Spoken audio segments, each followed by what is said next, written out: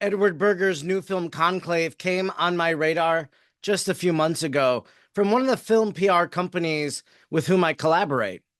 I was personally excited for the movie because my Catholic ethos and sensibility as a priest and movie enthusiast suggested that I should be. With an aging Holy Father, a potential for a conclave in the not distant future, I immediately thought how this movie would be sparking interest in an event that doesn't happen often. At that time, I was unaware of the 2016 novel of the same title by Robert Harris. If Hollywood's portrayal of the Catholic Church in the past should have taught me anything, it should have been to be a bit more hesitant and skeptical and maybe less excited about the potential for a great film about the church.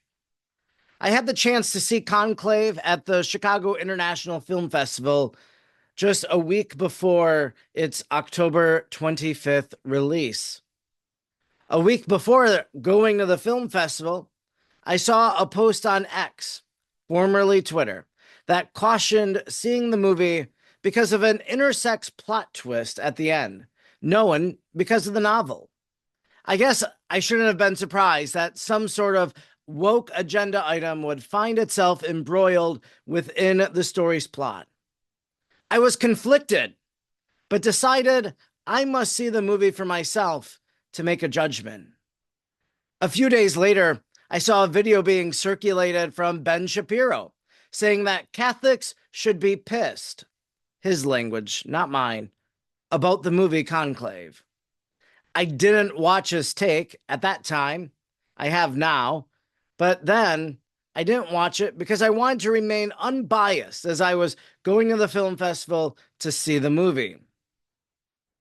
But what I can tell you is I was beginning to regret my initial enthusiasm for the movie Conclave. Yet, on my drive to Chicago, I was listening to programming on Sirius XM 129, the Catholic channel. And during commercial breaks, there were ads for Conclave, which is something unusual because typically there are no outside paid advertisements on the Catholic channel. It's usually advertisements for their own programming. From this, then, I could only conclude that there was going to be division and culture wars over the reception of Conclave. Here you have a Catholic radio station channel promoting it, advertising for it. You have other people saying Catholics should be up in arms. I've seen other videos from Catholic commentators suggesting the very same thing. So, division. A movie about division in the church, sparking division. Conclave's runtime is 120 minutes. I'll tell you this. For 110 minutes, I was on the edge of my seat. I was engaged in the storyline. I was anticipating everything. I knew what was coming because I knew that thriller surprise at the end that was going to not make me so happy. It was an amazing cast of talent. The performance was superb. From a cinematic standpoint, hands down, one of the best pictures I've seen in a long time. I sat there in this theater at the AMC New City 14. It was sold out. Every spot was taken. People surrounded me of various ideological, religious, and political beliefs.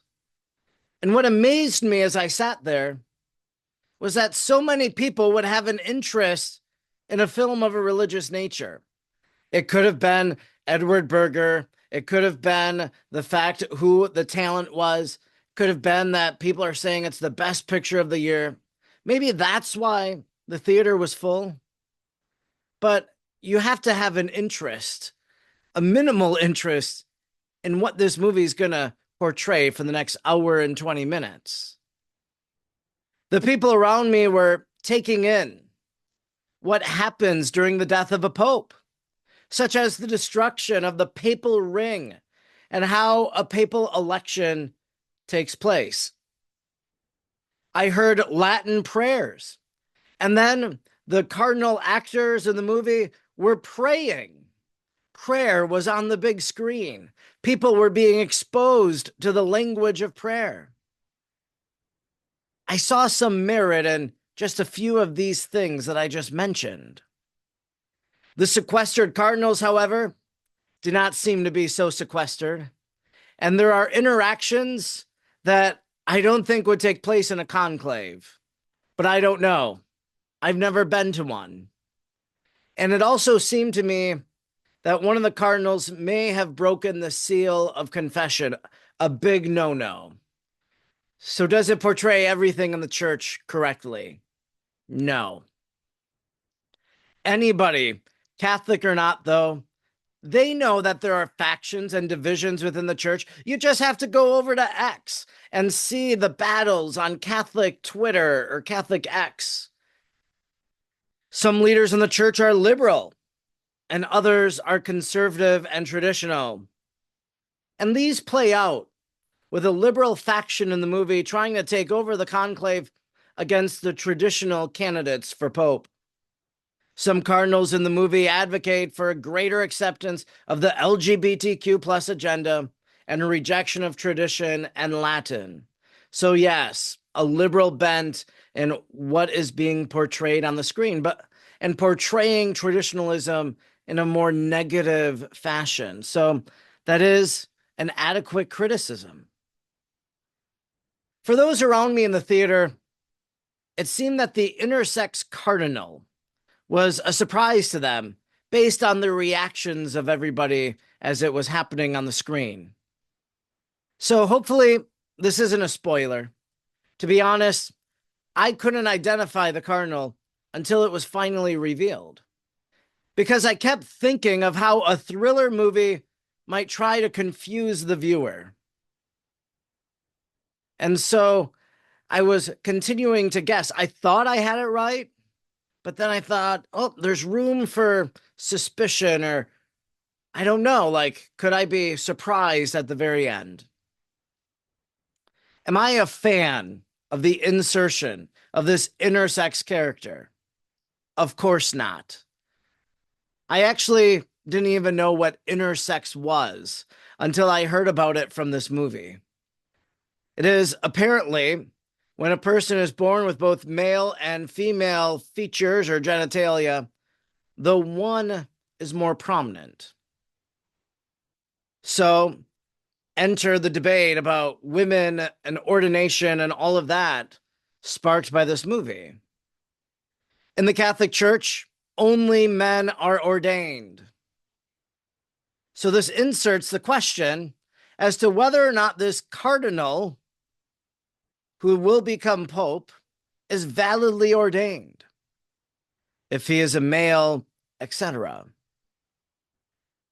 I can tell you this: to enter the seminary, one needs to have a physical examination. And some seminaries actually require a blood test indicating the individual is a man.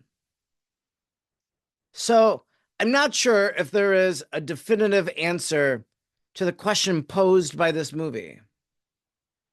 What about an intersex person? Could they be ordained a priest? Now, I found a few articles, a few people writing about this, and this was back when Conclave, the novel, came out. There was one answer from Catholic Answers that concluded that any intrinsically male person is eligible to be considered as a potential candidate for priesthood. So as I was watching, it's really the last 10 minutes of Conclave that this controversial figure and situation dilemma enters onto the screen. And in that 10 minutes of what remained in the movie, from what I can tell from what other people have commented and other people reviewing, and a lot of people are reviewing the movie without seeing the movie. I've seen the movie. A lot of people are commenting based on the novel. And I could, in the last 10 minutes, because of shock and awe, just like dumbfounded that this was playing out, maybe I missed something. But my recollection in that last 10 minutes was that this cardinal, as he's speaking to the other cardinal and sharing his situation, said that it was a decision up to his bishop to ordain him a priest initially, and that he was in conversation with the Holy Father and all of this stuff. And I don't know if the movie actually asserts that a woman was ordained a priest and became the Pope. Now, it was a man who had women genitalia or features or whatever, but I think he was more prominently a male. So I don't know what that all means for this question. I just submit it all to you, and I will continue listening, and I will continue reading what other people are saying about this, but I don't know the answer. Does Conclave teeter a liberal line? Absolutely. Should one disqualify it or boycott it? Well, that's up to you. For me, I was going to the movie to affirm a conclusion that I had already reached, that people should not see it. I'm not sure if I walked away from the theater confirming my thesis that people shouldn't see it. I'm not telling you to go see it. I'm not telling you not to see it. I don't know what to make of it.